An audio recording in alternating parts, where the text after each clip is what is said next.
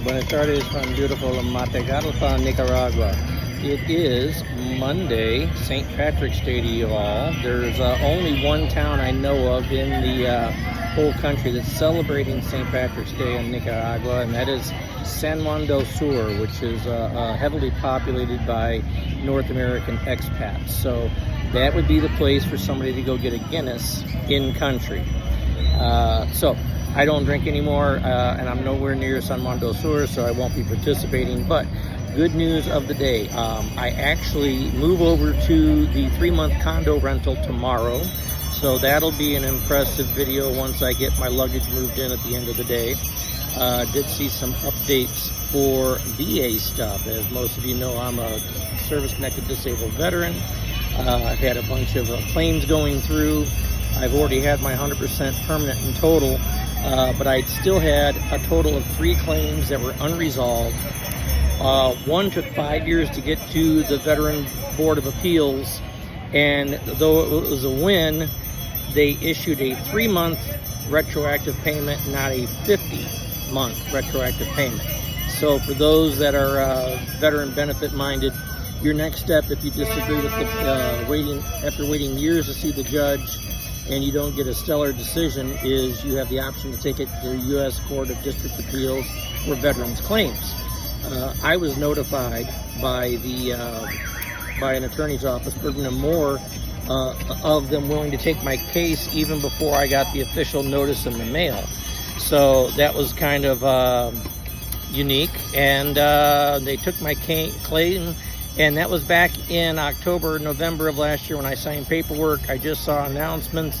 They're going to be doing a teleconference at the end of April where potentially the VA and my attorneys could agree, and an award could be therefore coming after. If they don't, then I'm looking at probably about another year. It is what it is. The claim should be fairly straightforward. I do have 2 others that are still in the VA Board of Appeals, and I saw that one that I submitted last May, and I took the fastest option to get to an attorney or to the judge. In the event they do something stupid, I could turn around and put it in District Court of Appeals system for 1 to 2 years, and a judge is currently reviewing that decision right now. And that decision should be resulted within the next 2 months. So I may very well get a successful claim out of that after waiting over a year. By that time they're completed, it'll have been 18 months. So if you're looking at the appeal system with the VA, you're done with your supplemental claims, you're done with your higher level reviews, you're done with your direct claims, and you've had to do an actual appeal. There is the fastest track, which is a direct file review. You think there's enough info warranting that you don't need to add any input. You don't need to talk to the judge. You have full faith that the judge is going to be able to make the correct decision. Or you don't have faith in the VA system at all, and you just want the quickest way to get it out of a VA judge's hands and into the U.S. District Court of Appeals hands for another 1 to 2 year wait.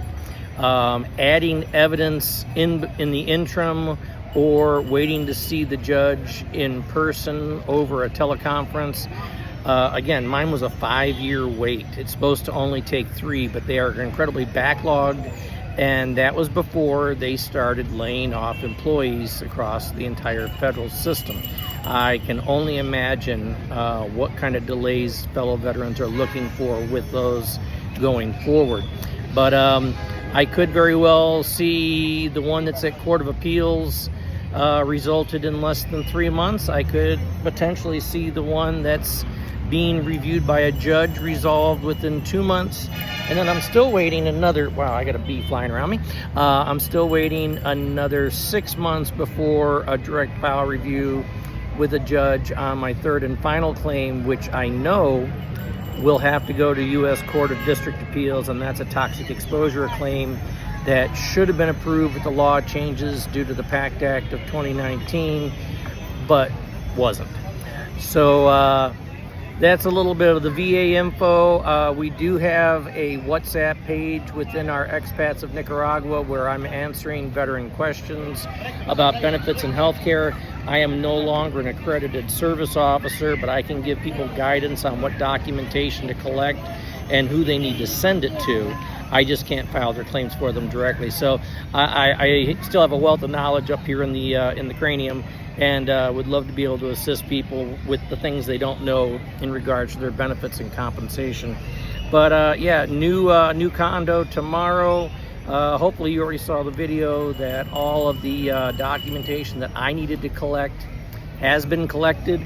I spent about 2 hours yesterday looking over my generic residency application form and looking up how to properly fill it out in Spanish, so I'll have a cheat sheet to take with me the day I have to go down to Migracion Central in Managua and fill that application out in Spanish. It's about 4 pages of information, mostly just demographic, next of kin information, where I've lived in Nicaragua, what I've done for employment in the last 5 years, where my money comes from, and things like that. So one more thing done on the list, and once I get moved in tomorrow, the focus, I'm waiting on the tutor to contact me for the tutoring on the Espanol, and then I start taking the bus system, cabs, and walking, looking for that longer term lease.